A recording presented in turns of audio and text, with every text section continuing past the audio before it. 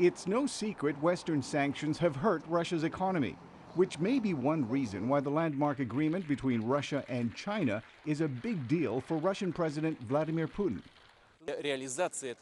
This will be the biggest construction in the world for the next 4 years, without any exaggeration.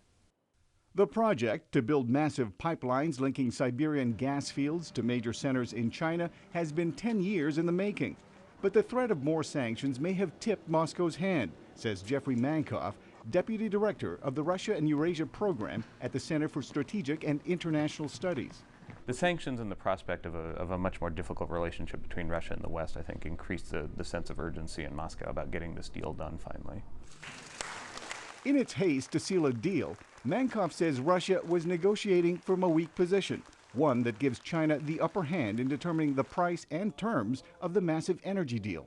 But many see the 30-year contract as a win-win for both countries.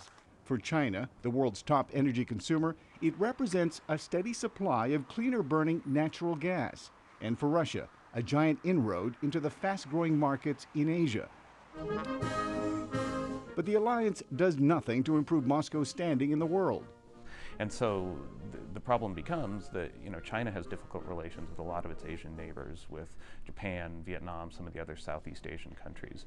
And Russia's looking to increase its ties with them as well. So in some sense, as it pivots to Asia, it's becoming involved in these pre-existing disputes. Still, the agreement gives Moscow an economic cushion and stronger ties with a global powerhouse. U.S. State Department spokesperson Jen Psaki downplayed the agreement, saying the deal will have no impact on U.S. policy. Energy is a global market. There are always new deals getting signed, particularly with major consumers and producers like China and Russia, and so we will continue to pursue our strategy as it relates to putting pressure on Russia. It's a little more complicated for Europe, which gets much of its natural gas from Russia. Even if Europeans find other sources for energy, many fear the China deal could make Russian concessions on the Ukraine crisis less likely. Mil Arcega, VOA News, Washington.